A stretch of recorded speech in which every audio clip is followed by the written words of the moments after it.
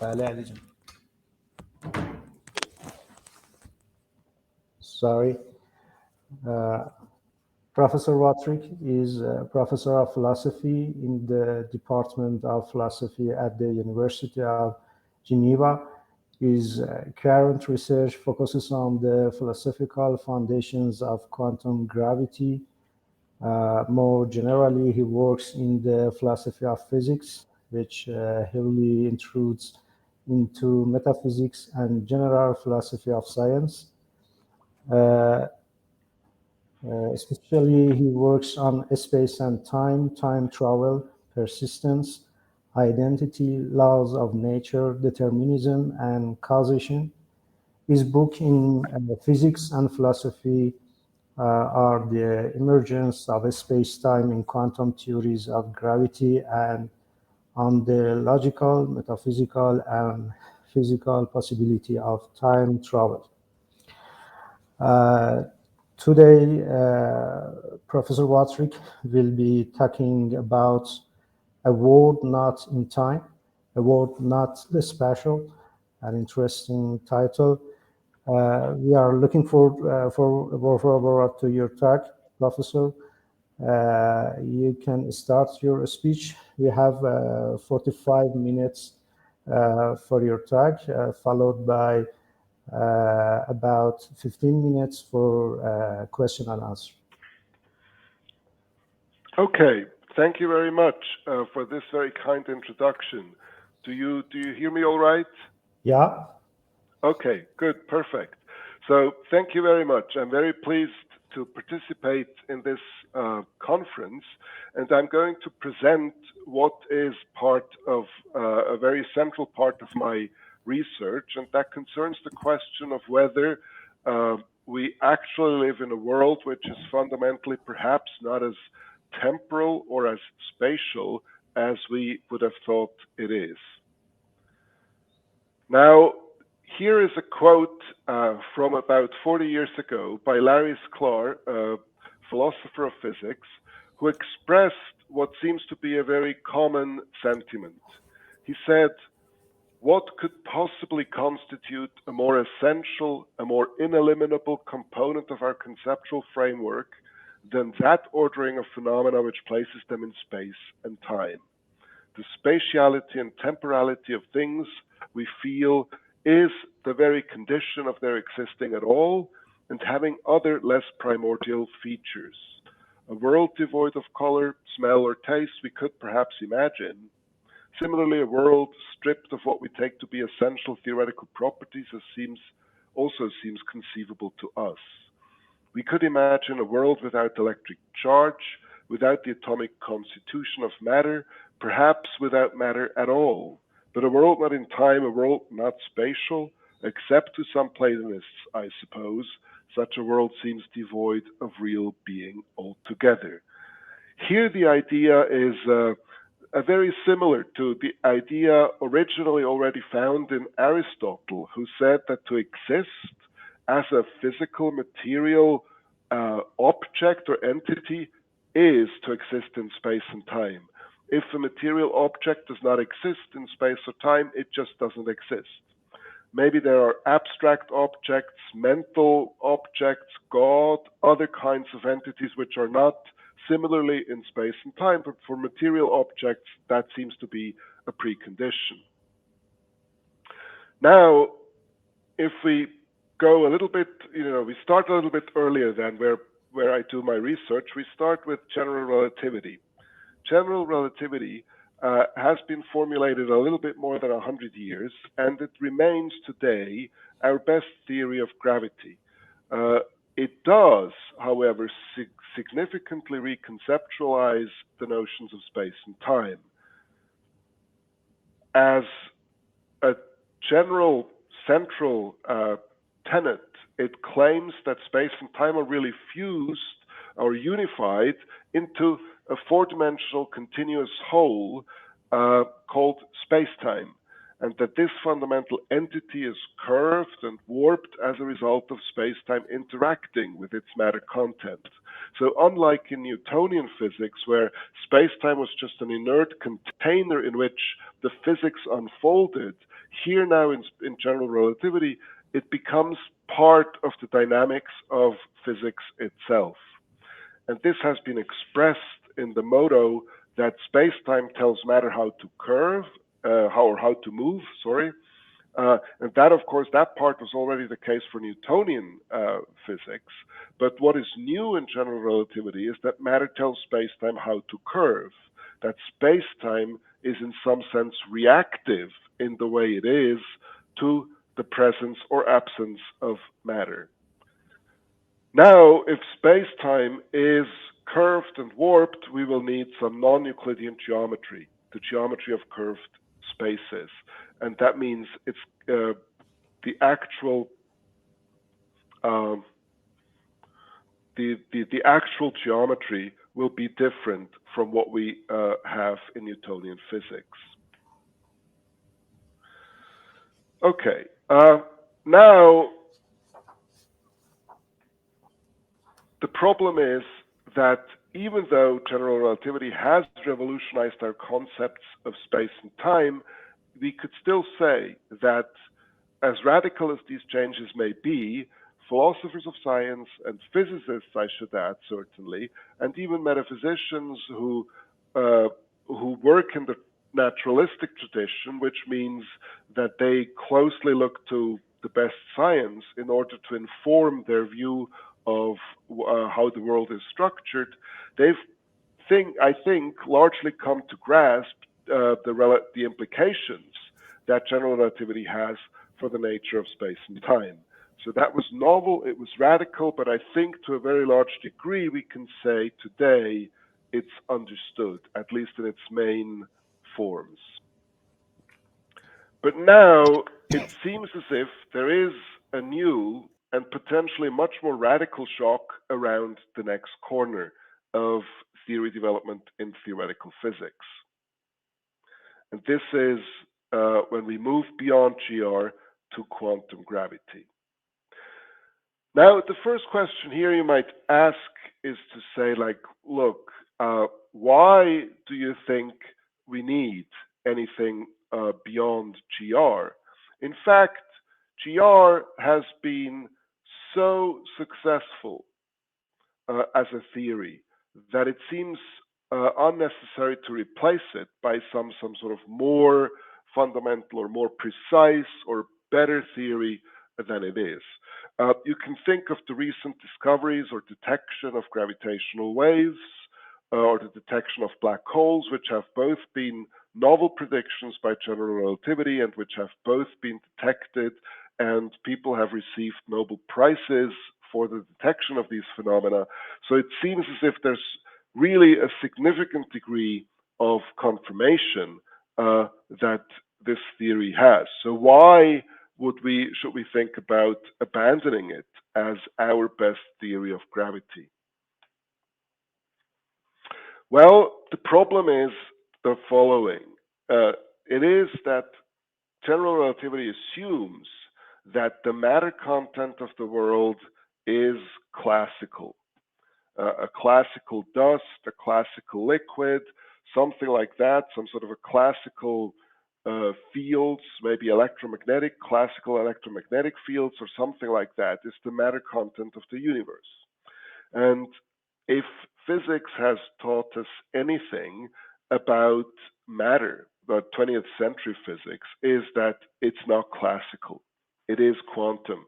We need quantum physics in order to understand the fundamental properties of matter and how matter is constituted, how elementary particles join to form atoms and molecules and everything material that we know. So that means general relativity makes a false assumption by assuming that matter is classical and does not have a quantum nature. It means, therefore, that at the very least we should think about what the implications would be for a theory of gravity to replace this classical matter with a quantum matter. So at the very minimum, we will need a theory of quantum gravity which can deal with that, which combines some gravity, perhaps classical or quantum gravity, together with quantum matter. And that's the research program of quantum gravity. That's the reason why we need it. It turns out that this becomes particularly important if we think about the very early universe, that is, the cosmological period or epoch which predates the inflationary period. At that very early stage, it seems as if quantum gravitational effects are non-negligible, and that the classical matter assumed in general relativity is just a now significantly wrong assumption, leading to very misleading and false results. And similarly, to understand the physics of black holes. Today, most physicists believe that black holes radiate. For large black holes, that radiation may be very weak, but it exists nevertheless. And the radiation of black holes, for instance, cannot be understood in classical general relativity. We have to go beyond it. So black holes are both gravitational and quantum phenomena. So for these reasons, there is a need to go beyond GR. So now suppose you accept that. And now you have the task to come up with a theory of quantum gravity. And the problem is somewhat new in the history of physics. In the history of physics, we normally have had quite a bit of experimental results or of observations, some sort of empirical constraints that would guide us in theorizing, in finding a new theory in physics. And the problem is here, that does not seem to be the case. There are no empirical constraints, or at least none which you would say are other than what is already known and established physics. So this has led to a very, very large variety of different research programs, which depart from very different assumptions, different basic principles, pursue to some degree different methods, and use a different methodology. Some of the major approaches are string theory, loop quantum gravity, causal set theory, but there are really many, many others. And the problem is, without any further empirical constraints, without data to guide us, it's not clear how to decide between them. But that is a problem for physicists. Physicists will ultimately have to come up with some sort of phenomenology that will guide them in sort of zeroing into the right approach to quantum gravity. That's not my task as a philosopher of science. However, as a philosopher of science, it is my task to actually look at what physicists are doing and the different approaches they've proposed. And we've done that. I've done that for many years now, together with my collaborator and co-author, Nick Huggett, who, from what I understand, has just been speaking today. So we've undertaken a very large project studying these very different approaches. And we have, this is one of our earliest articles I have here indicated, which has in some sense articulated the general problem that we're after. And we do have under contract a book which is almost complete now, called Out of Nowhere, The Emergence of Space-Time in Quantum Theories of Gravity. I hope that this book will be coming out soon. Okay, but what's puzzling and interesting and intriguing, I should say, when we study different research programs in quantum gravity is one thing that they seem to have in common, some sort of generic prediction that these theories have, which seems to be common to all of them. And it is that they seem to presuppose or entail that in some sense, neither space or time, more time, or at least one of them, is not really there fundamentally. I should add in parentheses that denying the fundamental existence of space or time comes in degrees and takes different forms in the different approaches. And so this is what the book we're about to publish is about, trying to study these different research programs and articulate the way in which space and time do not exist fundamentally.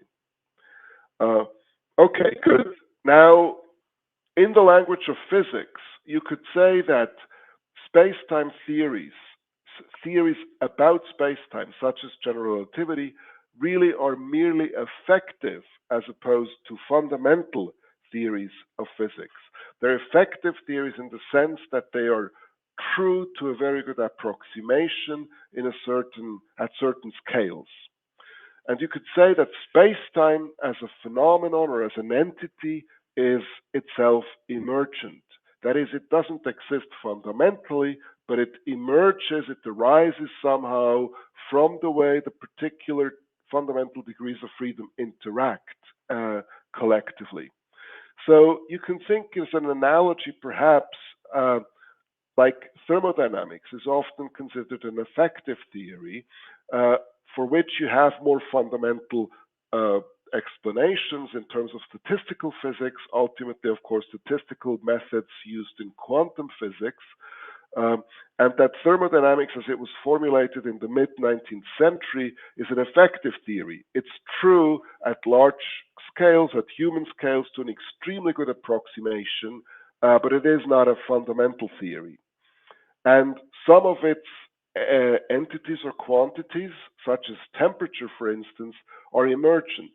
It doesn't make much sense to attribute the temperature to a particular individual degree of freedom, uh, fundamentally speaking, because temperature, in a way, is a statistical phenomenon that arises out of the collective behavior of many fundamental degrees of freedom.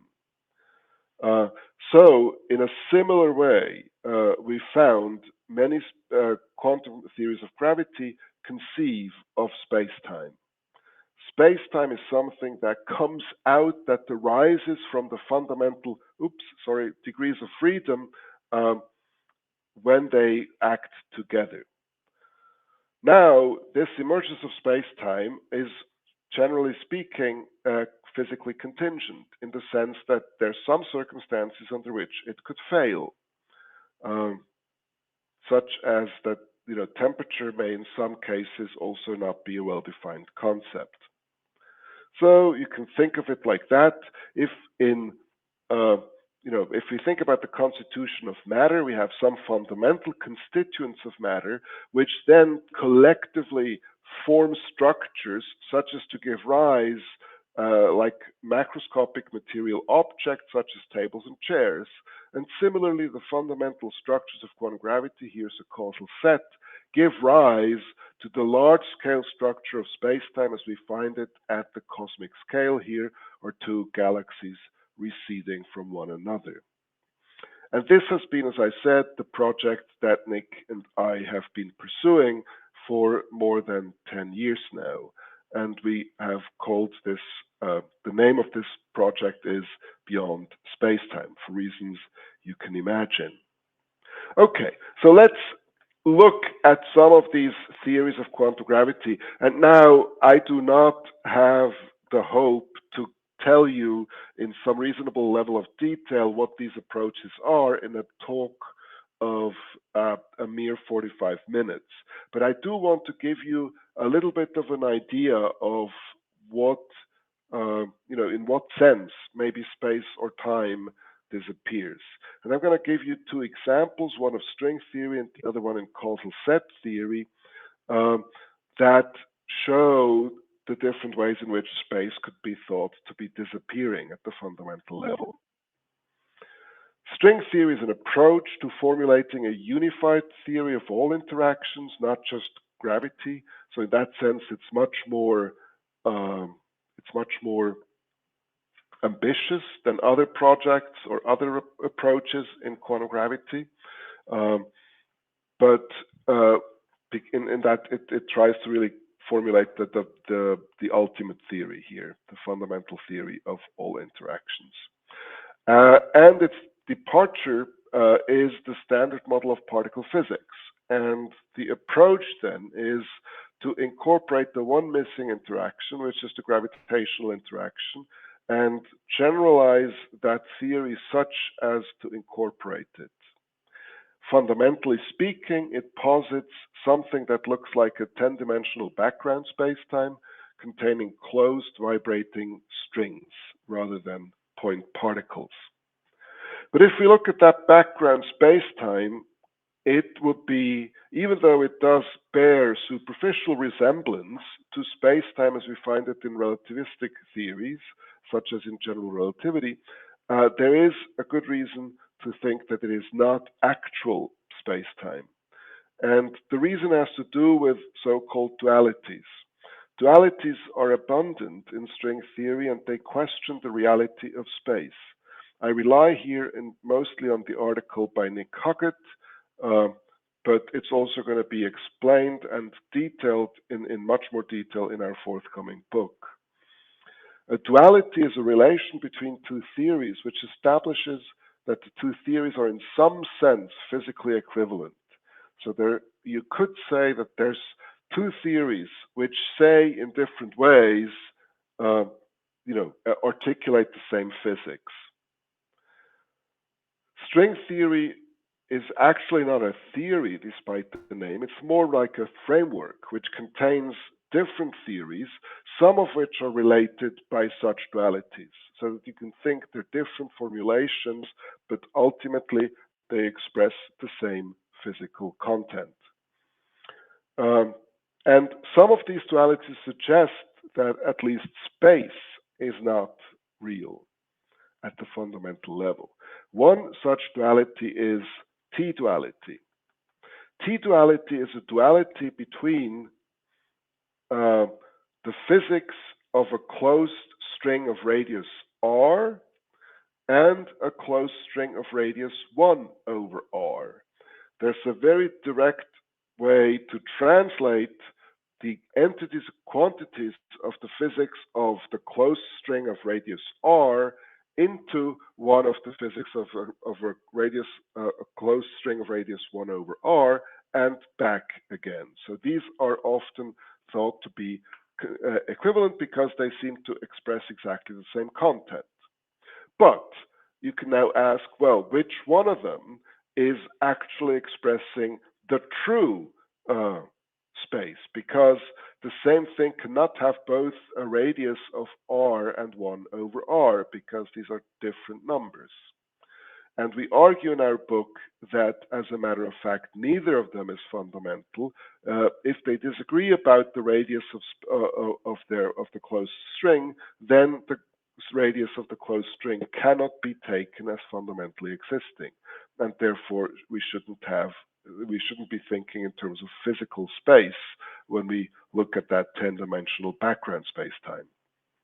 Similarly, in the so-called ADS-CFT correspondence, which is a correspondence between the physics of a d-dimensional bulk, which has the shape of an anti-de Sitter spacetime, and the d-1 dimensional boundary on which we have a conformal field theory, which is why it's called CFT.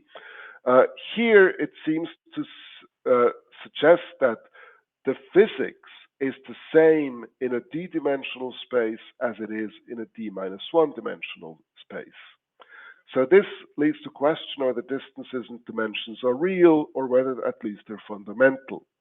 And of course, by extension, whether physical space is indeed real. And the argument we produce in our book says that this is not the case. It's physical space is emergent in string theory. Okay, let's look at causal set theory, which has an interesting history I won't go into, but it's rooted in a philosophical tradition of so-called causal theories of time that go back at least to Leibniz and Kant. The central principle or idea of causal set theory is that it fundamentally consists, the world consists fundamentally of a discrete structure which consists of elementary events which are ordered in a partial order as a so-called causal set, and that the ordering relation is basically causal. So you have like a network, a discrete network of nodes, of discrete sort of parts of the fundamental structure, which are connected by these connections, these lines of a causal relation. And the way I draw it is that the points lower here are going to be the causes in some sense, and those are going to be the effects.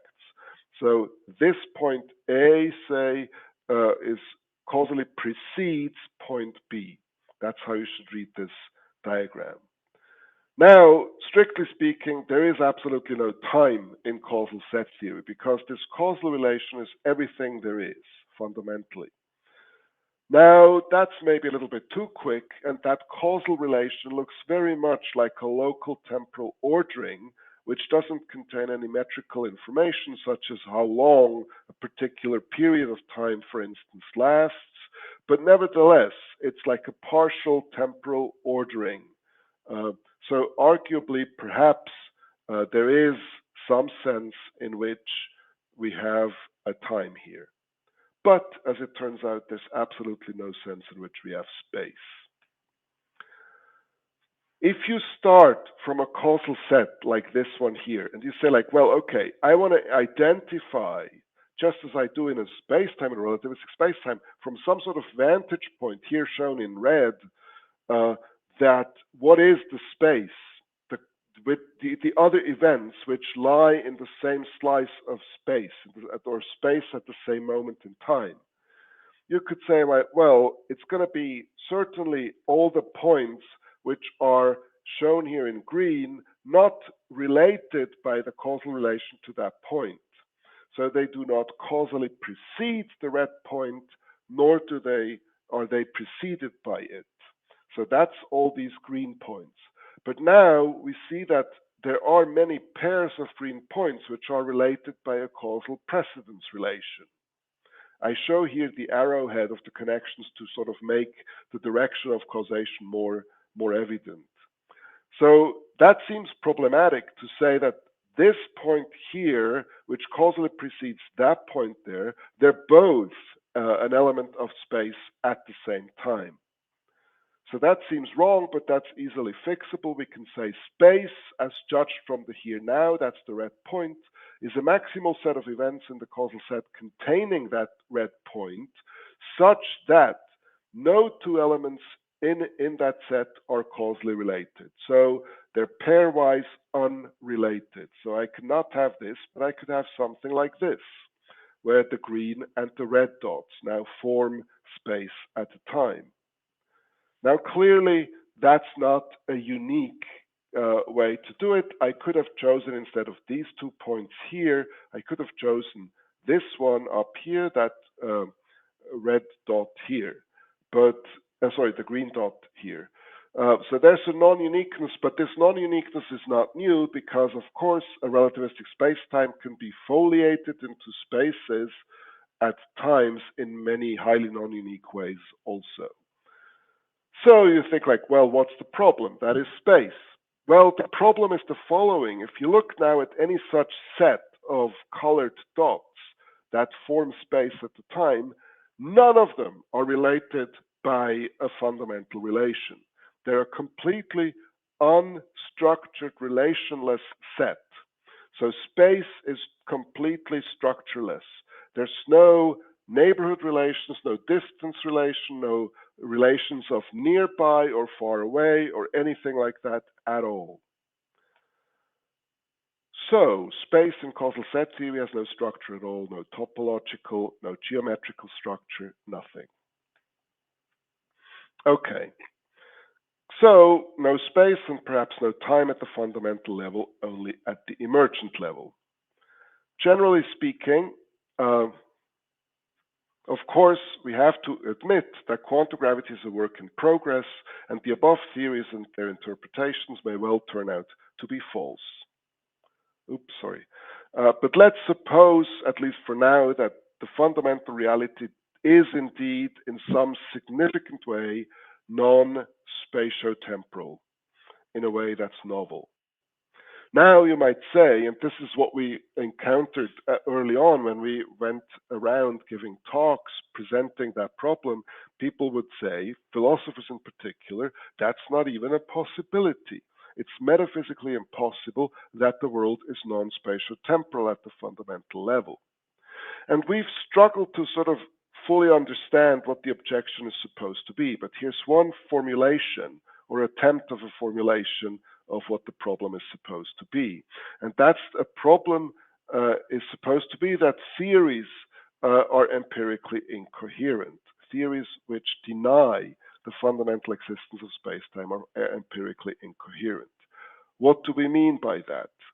Well, a theory is empirically incoherent just in case the truth of the theory would undermine any empirical justification we have for accepting that theory as true. Now, that may, of course, be possible. It's not strictly speaking logically impossible or so, but it would be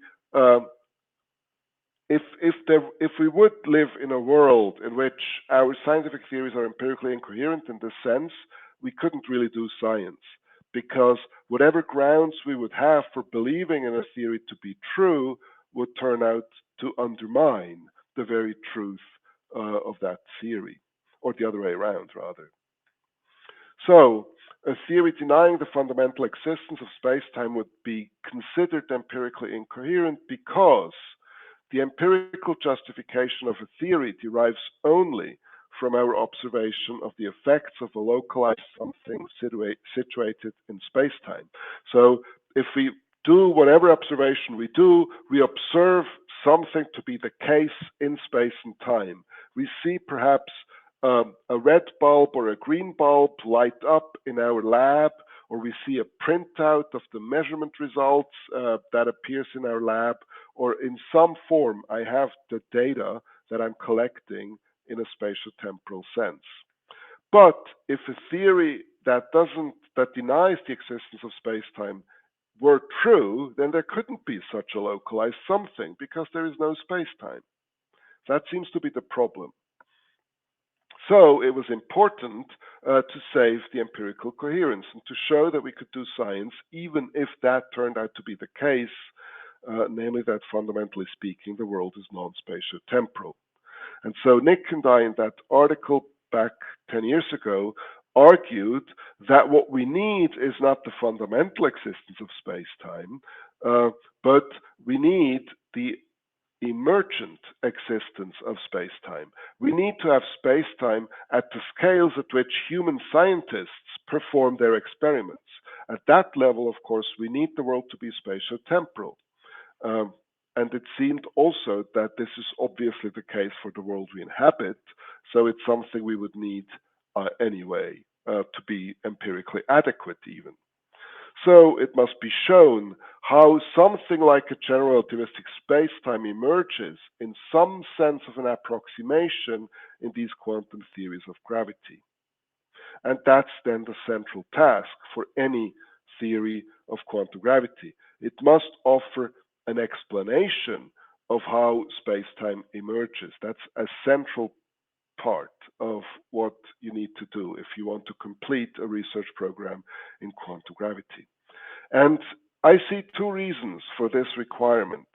The one is that, generally speaking, in science, if a successor theory wants to replace an earlier theory, it should explain at least why the predecessor's theory, the predecessing theory was as successful as it was, and ideally it should also explain why it failed in those particular cases it did fail. And secondly, and more generally speaking, of course, fundamental physics at the end of the day must ground the scientific explanations of our manifest world. Science is in the business of explaining the world as it manifests itself to us. For physics, that means the physical aspect of the world as it manifests itself to us have to be explained, such as the constitution of matter, the solidity of matter, and so on and so forth. And in order to do that, obviously the world manifests itself to us in spatial temporal sense, so therefore we have to recover space-time.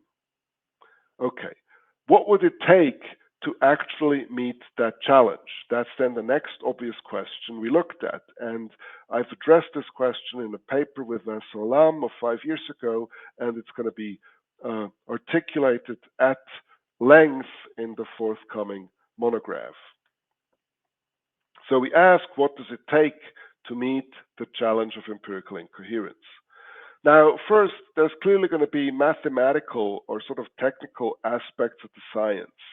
We need to be using approximations and limiting procedures and show how the properties of relativistic spacetimes are related to the properties of these fundamental structures. That in some appropriate limit, you get something like a relativistic spacetime in some approximative sense.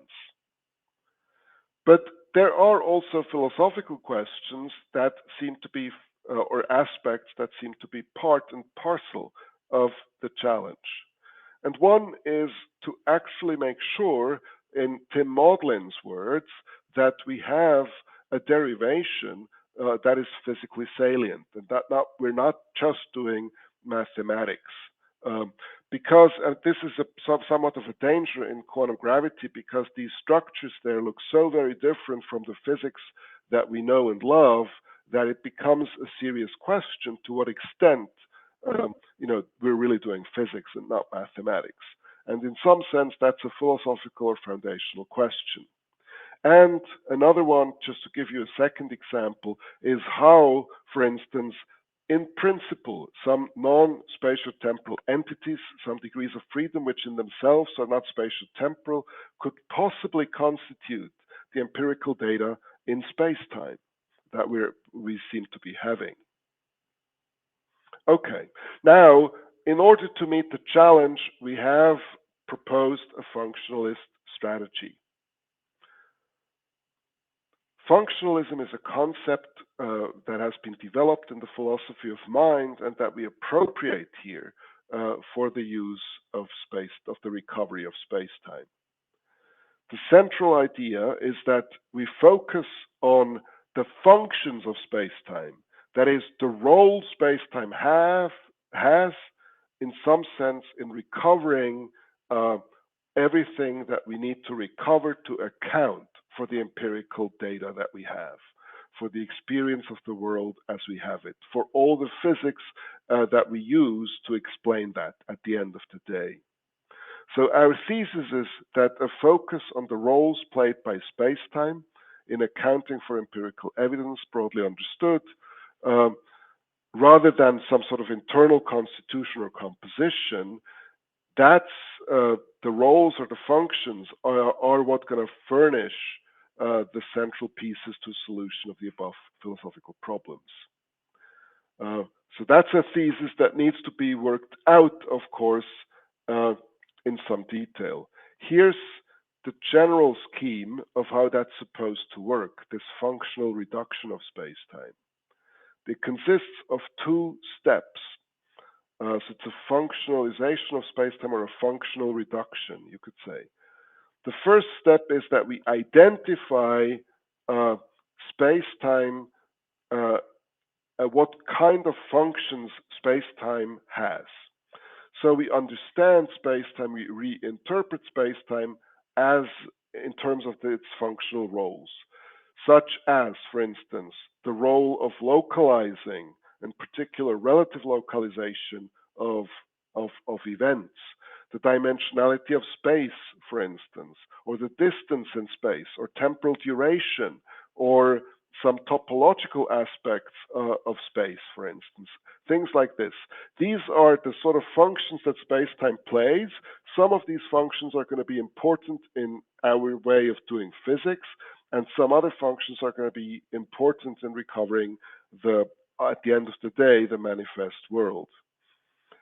As a second step, once we know what we have to look for, we go to quantum gravity, and we then show that the quantum gravity entities, the fundamental degrees of freedom as postulated by these theories of quantum gravity, can in fact execute or fill these functional roles by their collective behavior. So to return to our analogy, we have to show how the fundamental degrees of freedom sort of collectively then give rise to temperature, or in our case, to something like maybe space-time distances. Let me very briefly, as I'm about to run out of time, but let me try to give you a very rough idea of what form that work could take. In its detail, of course, it's going to be down to the physicists to perform that. So in a way, this is a very, very collaborative and interdisciplinary project with the physicists often working out the technical mathematical details, and we as philosophers trying to get a somewhat the bigger picture and identify uh, the kind of tasks that are going to be necessary to solve some the relevant kind of problems. So here's some work by two physicists in causal set theory by the name of Petros Walden and David Rideout, who have tried to identify uh, some spatial structure and in particular spatial distance in causal set theory, which, as I've shown you, fundamentally in some sense contains no spatial structure whatsoever. So they say, like, well, let's use the following approach. Let's introduce first a notion of time-like geodesic. So we have time-like distances, so that's up, down along the causal connections in the context of causal sets.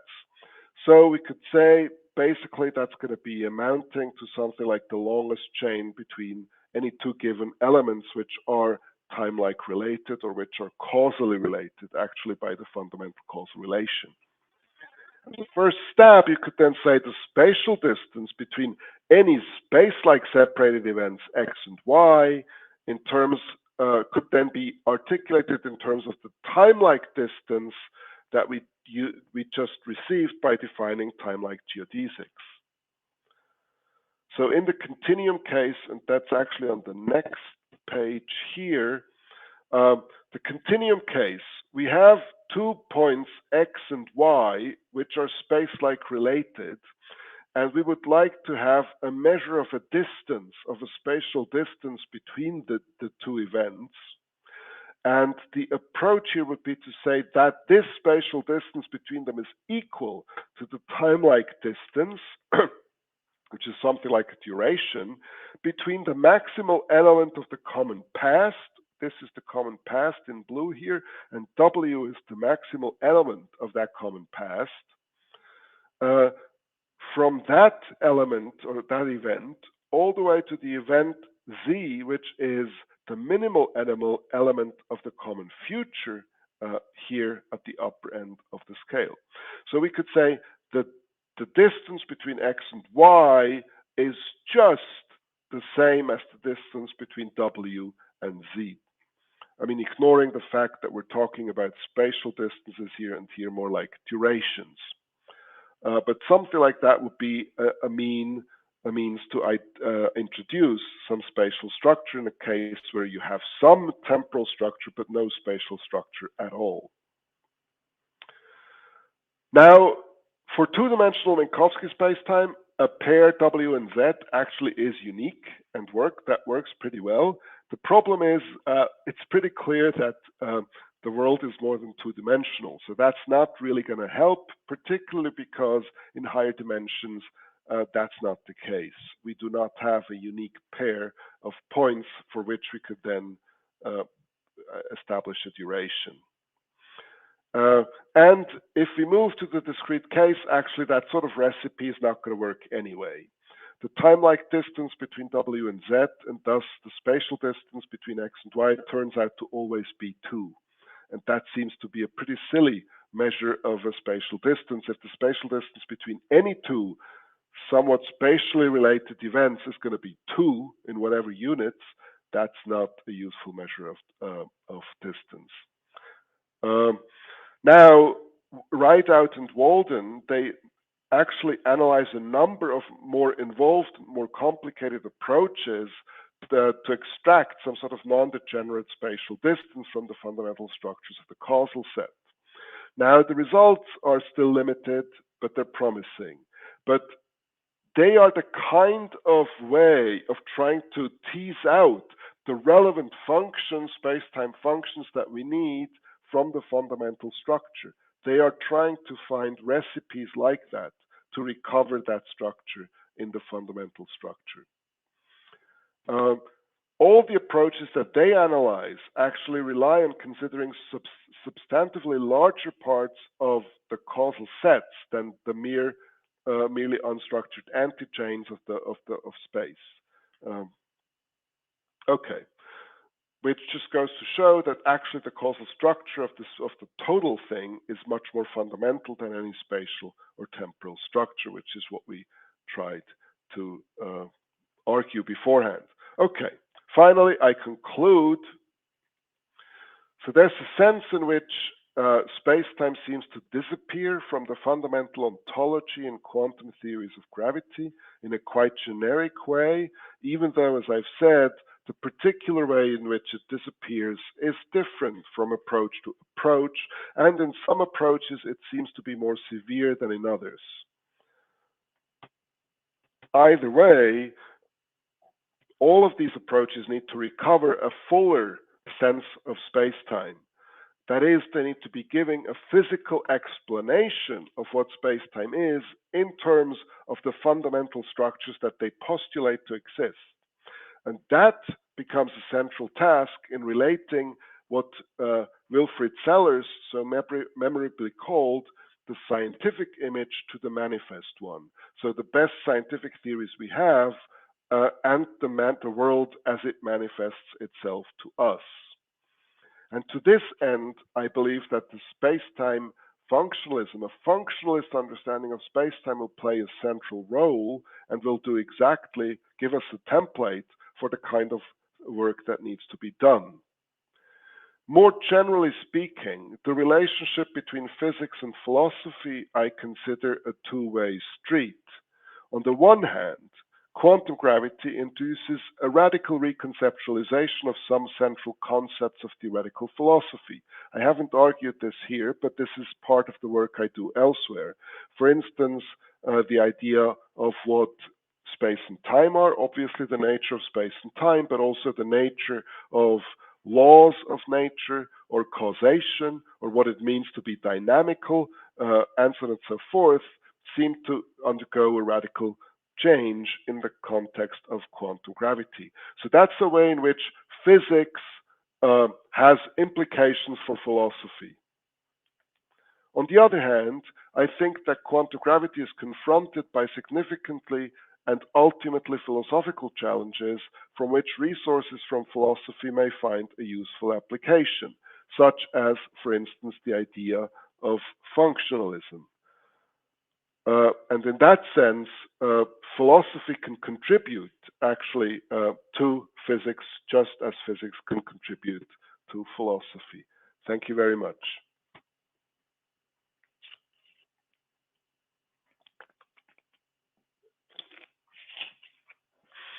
So, do I read questions from the chat and I answer them now, or how do we proceed? Okay. Thank you very much, Professor Wüthrich. Now we have some questions. Some of our audiences prefer to write their questions in the dialog box. You can follow them there. Otherwise, we open their microphone to do their questions. Hello. Hi. Professor Wüthrich, thank you for your illustrative talk, and I'm flattered to have the chance of talking to you. I have two questions from you. Professor, in your thought-provoking research on the ontology of time, you engage with intriguing questions surrounding the relationship between time and fundamental physics. How does your ontological framework on time accommodate or somehow challenge the prevailing views on the nature of time, such as presentism, eternalism, or the block universe, and most importantly to me, cyclic universe? And the second question, as I've done my master thesis about time causality and CTCs in GR, I'm interested in understanding how your perspective on CTCs may influence our understanding of the arrow of time and the broader philosophical discourse surrounding time travel and its consequences. And okay. Thank you. Good. Thank you very much. These are actually very deep and rich questions. So the first one is that's going to depend on the particular approach to quantum gravity, because the sort of the relationship between the fundamental structure and time, as is used or referred to in the metaphysics of time when we debate presentism versus eternalism, etc., that depends on the particular theory that we're looking at. So in one case, for instance, in loop quantum gravity, there's a so-called problem of time, which suggests that there's a sense in which time does not exist at all at the fundamental level. Now, that may suggest then that it doesn't make sense fundamentally to sort of argue between presentism and eternalism, because both seem to presuppose that time is certainly present. Time exists in some sense. And if there's no time, it's not clear what that debate should amount to. Now, I think that may be a little bit too quick, because perhaps you can formulate the position of eternalism, but not that of presentism, in a way that doesn't make reference to past, present, and future. So you could just say that an eternalist is somebody who accepts the existence in their ontology of everything, regardless of temporal orderings or structures. And if that's formulated as generally as that, then it seems as if the eternalist is going to win, because the presentist will need some sort of a concept of the present. And if there's no time, it seems a fortiori there's no present. But that's just one way in which you could argue. Of course, it's going to be a very rich and long debate of how that's going to play out. Okay, and then for the second question, this is another very deep question, I think. And again, it will depend on the particular approach you look at. For instance, if you go to causal set theory, one requirement, if you say that the causal ordering is a partial ordering, it means that you rule out by stipulation right away from the basic axiom that there's anything like a closed time-like curve, maybe sort of a discrete chain of causal elements which link up to one again, sort of, going around and then coming back to the same event. That's ruled out because that would not constitute the partial ordering. There's, the asymmetry requirement would be, or the anti-symmetry requirement would be violated. So there's a straightforward sense in which, for instance, in causal set theory, that would be ruled out. Now, does that mean that you couldn't have a sort of an emerging space-time, like a general relativistic space-time, which contains closed time-like curves, even if causal set theory is the correct fundamental theory? Actually, I don't think that this is implied, because the principles of causal set theory may be considered not sort of universal global principles, but only principles which apply to the very, very small structures or the very, very high energy scales, and therefore do not apply to the large scale structures of the universe. So the universe may have some sort of cyclical nature, contain some sort of closed time-like curves, even though sort of microscopically, very locally seen, causal set theory may still be the correct theory. I have actually written a paper about that, and if you're interested, I can give you the reference. Maybe I could put it in the chat, actually. Let me try to pull it up. That might be easiest. So if you go to my website and to my publications,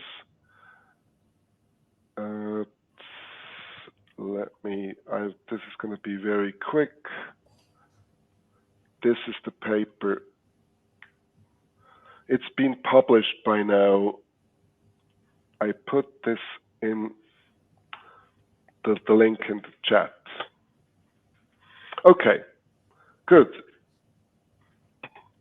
I hope that answers your question. Thank you. Someone has asked, what is the role of intuition in understanding the nature of time and space? And also, how do modern physics affect our understanding of Kant's theory of time and space? Good, excellent. Yeah. So there's, in a way, you can think of there's different relationships we're looking at now, and I've sort of run them a little bit together here. So there's first of all the relationship between the world, how it manifests itself to us, and our currently best existing theory of space and time aspects of that world, which is general relativity. So here we have our intuitions, the basic intuitions of what space is and of what time is going to be central in understanding the world as it manifests itself to us. And we need to sort of translate that or relate that to the world of GR. And we see that there's a sense in which the mapping is not simple and straightforward. There's some surprises that await us, and there's some sense in which not all of our intuitions seem to be borne out to actually be the case in general relativity. And one has to do in particular with your second question, namely that general relativity postulates that space-time is non-Euclidean. And Kant, in his theory of time and space, thought that it's obvious that time and space are Euclidean in their geometry. So he was wrong in that sense, and there needs to be a correction. If you are, so now that, so let me say that there's now a tension between them, or at least some sort of inconsistency between modern physics and Kant's view of space and time. Now, you can go two ways here. You can go with Kant and say, like, look, I'm a Kantian. I believe that he was right about that. And then I need to tell a story about how the space and time Kant was talking about are not actually physical space and time. There's some different concept. There's some sort of ideas. There's some sort of perhaps mental ideas, some sort of ideal constructions perhaps by the mind. And then you have to tell us a story of how that relates to the physical space and time. But it'll save you the inconsistency. Or you could, of course, go with modern physics and just say, like, look, modern physics has shown that the Kantian theory is false, and that we don't need to, or we shouldn't think of them as having a Euclidean structure. Now, you could say that if you go beyond GR to quantum gravity, there's a sense in which perhaps space and time, or Kant has now the last hooray, because Kant, as an idealist, could say, like, well, look, I've told you all along, space and time, physical space and time, don't really exist. They're only sort of constructions of our mind in some sense. So therefore, and this is exactly what quantum gravity seems to suggest, that the fundamental structures are not spatial and not temporal. So I haven't been excluded. Now, of course, each of these particular answers is going to require a lot of work and a lot of, detailed work that you need to work out, but it seems that, this is how the discussion is going to go. Thank you. Thank you. We have some raised hands. Hello. Hi. Hello, Professor. Thank you for your presentation. I want just to ask a very different question. It's first of all, I want to talk about the history of the science in the 18th century and maybe 16th century. As you know, many scientists came and show many scientific way. For example, I want to just say an example that when Kepler explained the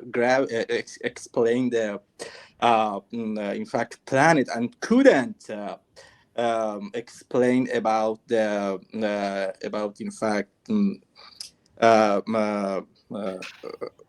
excuse me, but just I want to change the question. I want to say that every time that the scientists couldn't explain reality, they relied on the power of God in the past. And right now, the scientists try to focus on a mathematics, like a power of the God in the past. As you know, we have the same problem in general relativity. As you know, Einstein's are focused in not in a physical space in the past, and on that time, many scientists confess that the space in general relativity, it is not reality. It is just a mathematical way. And also, we have the same problem in a string. String theory. In a string theory, it is also, we have the same problem like in the past, that scientists couldn't explain and just rely on a God, the power of God. Right now, we have the same problem in the new science, and we just rely on a mathematics instead of God in the past.